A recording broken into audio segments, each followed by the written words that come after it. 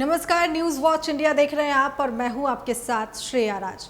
राम मंदिर चंदा विवाद पर आज सुप्रीम कोर्ट में बड़ी सुनवाई होने जा रही है। सीजेआई सूर्यकांत की बेंच 4 याचिकाओं पर सुनवाई करेगी, जिसमें सीबीआई और एसआईटी जांच, फॉरेंसिक ऑडिट और कोर्ट की निगरानी में निष्पक्ष जांच की मांग की गई है।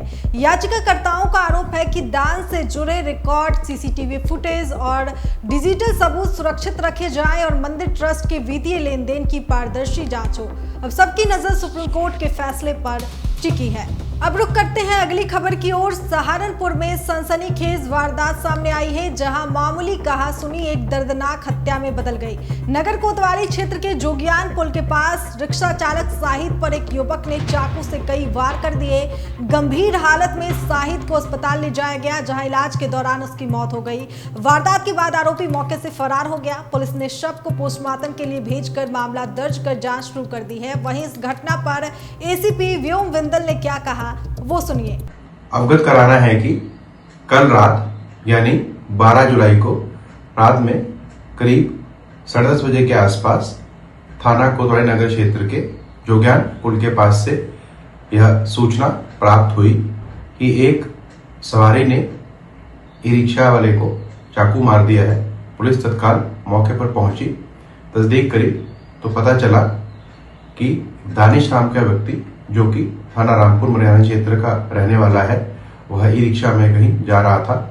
उसकी जो है ई रिक्शा चालक, जिसका नाम था साजिद उर्फ बिहारी, जो कि थाना क्षेत्र कोतवाली देहात का रहने वाला था, उसके साथ किराए को लेकर उसके बीच में कुछ विवाद हुआ, जिसके बाद दानिश ने चाकू से साजिद के ऊपर वार कर दिया, जिससे कि साजिद गंभीर रूप से घायल हो गया। जब साजिद को अस्पताल पहुंचाया गया तो इलाज के दौरान जो है उसकी मृत्यु हो गई। अभियुक्त दानिश को मौके से गिरफ्तार कर लिया गया है। इसमें सुसंगत धाराओं में अभियोग पंजीकृत कर लिया गया है एवं अग्रिम कार्रवाई प्रचलित है। अब रुक करते हैं अगली खबर की ओर। बुलंदशहर से सामने आया चुनावी माहौल का बड़ा वीडियो। दिवाई के पूर्व विधायक गुड्डू पंडित का एक कथित वीडियो सोशल मीडिया पर तेजी से वायरल हो रहा है। वीडियो में वो गांव-गांव जाकर महिलाओं, किसानों और राहगीरों को पैसे देते हुए दिखाई दे रहे हैं। इस वीडियो के बाद इलाके में सियासी हलचल तेज हो गई है और लोग इसके पीछे की मंशा पर सवाल उठा रहे हैं। हालांकि इस वायरल वीडियो की आधिकारिक पुष्टि नहीं हुई है और प्रशासन की ओर से भी अभी तक कोई बयान जारी नहीं किया गया है। अब बात करते हैं रामपुर की। रामपुर के स्वार से बड़ी खबर सामने आई है, जहां घर में विस्फोटक सामग्री बनाते समय हुए धमाके ने एक परिवार की खुशियां छीन ली। हादसे में एक युवक की मौत हो गई, जबकि घटना के बाद इलाके में सनसनी फैल गई। पुलिस और प्रशासन की टीम मौके पर पहुंचकर पूरे मामले की जांच में जुटी है। खुद सुनिए इस घटना पर एएसपी अनुराग सिंह ने क्या कुछ कहा। कल रात्रि को एक सूचना प्राप्त हुई कि थाना स्वार अंतर्गत ग्राम मड़ियान में एक व्यक्ति है, उनकी मृत्यु हो गई है।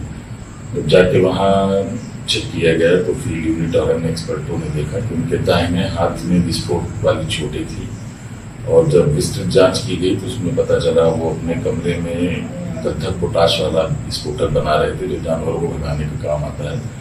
उसी में विस्फोट हुआ और उनके दाहिने हाथ में काफी चोट आई और अत्यधिक रक्तस्राव से उनकी मृत्यु हो गई है। अब बात करते हैं कन्नौज की। कन्नौज के तिरवा से मंदिर चोरी का हैरान करने वाला मामला सामने आया है। मंडी बाजार स्थित प्राचीन त्रिकालेश्वर मंदिर में देर रात चोरों ने धावा बोल दिया। बेखौफ चोर मंदिर में चढ़ावे के घंटों पर हाथ साफ कर फरार हो गए। सुबह पूजा के लिए पहुंचे श्रद्धालुओं ने जब घंटे गायब देखे तो हड़कंप मच गया। सूचना मिलते ही पुलिस मौके पर पहुंची और जांच शुरू कर दी है। अब रुक करते हैं अगली खबर की ओर। गाजियाबाद के लोनी बॉर्डर थाना क्षेत्र में मामूली विवाद ने खूनी रूप ले लिया। रतिराम कॉलोनी में हॉर्न बजाने को लेकर हुए विवाद में 23 वर्षीय विपिन की गोली मारकर हत्या कर दी गई। बताया जा रहा है कि जन्मदिन समारोह से लौटते समय रास्ते में कहासुनी के बाद युवक पर फायरिंग की गई। अस्पताल में इलाज के दौरान उसकी मौत हो गई। पुलिस ने मामला दर्ज कर आरोपियों को गिरफ्तार कर जांच शुरू कर दी है। वहीं इस घटना पर एसीपी अमरदीप मौर्य और परिजनों का क्या कहना है, वो सुनिए। दिनांक 12/7/2026 को थाना लोनी बॉर्डर में एक कॉलोनी है रतिराम, सूचना मिली रात्रि लगभग 12 बजे के आसपास कि वहाँ विपिन सनाप सूरज नाम के एक व्यक्ति को किसी ने गोली मार दी है। सूचना पर थाना लोनी बॉर्डर की पुलिस उच्च अधिकारियों को द्वारा घटनास्थल का निरीक्षण किया गया। पूछताछ के उपरांत पता चला कि उसको सोनू सनाप रामपाल जोशी मोहल्ले का रहने वाला है, उसने जो है गोली मार दी। वो विपिन अपने एक रिश्तेदार के यहाँ से रात्रि में बाइक से वापस आ रहा था।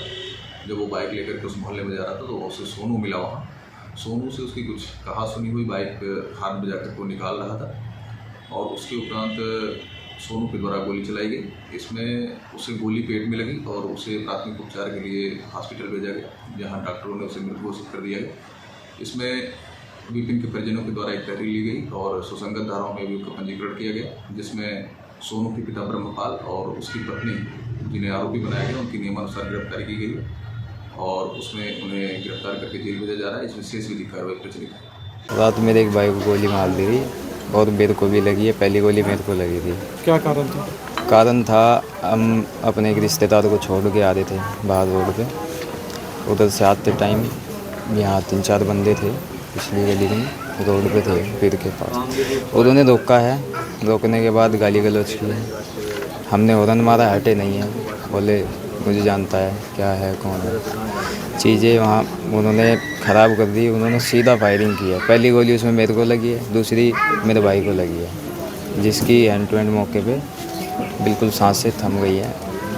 थोड़ा गाना उसमें सांस था। जैसे लेके हम चले हैं तो हॉस्पिटल पहुंचने तक वो ख़त्म हो गया। कोई पहला विवाद था? कोई विवाद नहीं है, ना एक दूसरे को जानते हैं, कोई ख़ास बातचीत नहीं है। बस इतना ही है कि पूरा मतलब ही नहीं है कुछ भी इस बंदे से, ना मेरा ना मेरे भाइयों का, किसी का भी। और मैं तो वैसे भी रिश्तेदारी में आया हुआ था यहाँ। अब बात करते हैं अलीगढ़ की। अलीगढ़ के बहुचर्चित नाबालिग छात्रा से दुष्कर्म मामले में न्याय की मांग तेज हो गई है। सामाजिक और राजनीतिक कार्यकर्ताओं ने मुख्यमंत्री के नाम ज्ञापन सौंपकर आरोपियों के खिलाफ सख्त कार्रवाई की मांग की है। ज्ञापन में फास्ट ट्रैक कोर्ट में सुनवाई, पीड़िता की सुरक्षा, इलाज और आर्थिक मदद की मांग रखी गई। साथ ही मामले में लापरवाही बरतने वालों और वीडियो वायरल करने वालों पर कार्रवाई की मांग भी की गई है। इस वीडियो में सुनिए कांग्रेस पार्टी के युवा नेता राजा भैया का ये बयान। हमारी बिटिया के साथ जो हैवानियत हुई है उसको लेकर के ज्ञापन दिया है। हालांकि पुलिसिया कार्रवाई से हम संतुष्ट हैं कि मौके से 2 आरोपियों को गिरफ्तार किया गया, लेकिन ये पीड़िता के साथ न्याय नहीं है। जिस सरकार में बुलडोजर की परिभाषा के तहत ये कहा जाता हो कि साहब मुकम्मल न्याय जो है वो बुलडोजर की नीति है, तो क्यों ना इस बिटिया के आरोपियों के परिवार के घरों के ऊपर बुलडोजर चलाया जाए और उनकी संपत्ति को जब्त करके इस बिटिया के परिवार को दी जाए। साथ में ही इस बिटिया को सुरक्षा प्रदान की जाए और जितनी भी मेडिकल हॉस्पिटल के अंदर उसके ट्रीटमेंट में खर्चा आ रहा है वो प्रशासन की देखरेख में हो और निःशुल्क उपचार उनको प्रोवाइड कराया जाए। क्योंकि हम सबके घर में बहन बेटी हैं और हमारे सबके घर में बहन बेटी होने के बाद ये कृत्य किसी भी घर में हो सकता है। अब रुक करते हैं अगली खबर की ओर। फतेहपुर के गाजीपुर थाना क्षेत्र में हाई टेंशन लाइन की लापरवाही ने बड़ा हादसा कर दिया। सुकैती गांव में जमीन पर गिरे 11,000 वोल्ट के तार की चपेट में आने से एक भैंस की मौत हो गई। उसे बचाने पहुंचे 2 सगे भाई की करंट लगने से गंभीर रूप से झुलस गए। ग्रामीणों ने दोनों को अस्पताल पहुंचाया। ग्रामीणों ने बिजली विभाग पर लापरवाही का आरोप लगाया है, जबकि पुलिस मामले की जांच में जुटी है।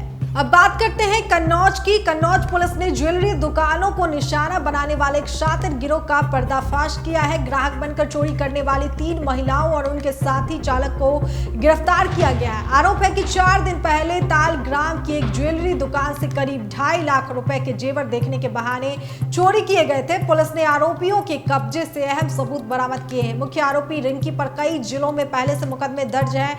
वहीं इस मामले को लेकर एसपी विनोद कुमार का क्या कहना है, वो सुनिए। देखिए, थाना तालग्राम के अमूलर कस्बे में एक पटेल ज्वेलर्स की दुकान है, जहां पर 9 तारीख को 2 महिलाएं और एक पुरुष था उनके साथ, जो ज्वेलरी खरीदने के नाम पर वहां पर बैठे थे। और उसी दौरान इन्होंने 4 आइटम ज्वेलरी के टॉप्स, पेंडल और कुंडल जो सोने के थे और तोड़िया जो चांदी की थी, उनसे चोरी कर लिए थे, टप्पेबाजी कर लिए थे। जिसमें हमारी यशोजी सर्विलांस टीम और प्रभारी निरीक्षक तालग्राम ने इन्वेस्टिगेशन की, जिसमें से 5 लोगों के नाम इसमें प्रकाश में आए हैं, जिसमें से आज 4 लोगों को गिरफ्तार किया गया है। इसमें 3 महिलाएं हैं, एक रिंकी पत्नी शिवपूजन शुक्ला जो हरदोई की रहने वाली है, दूसरा छुन्ना पत्नी राकेश